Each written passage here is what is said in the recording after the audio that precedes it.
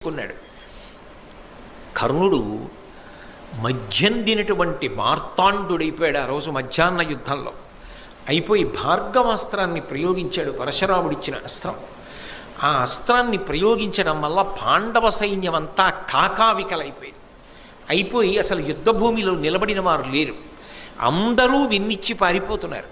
ఆ పారిపోతున్న సమయంలో ఈ గొప్ప ఘోషనంతటినీ కూడా కృష్ణార్జునులు గమనించారు.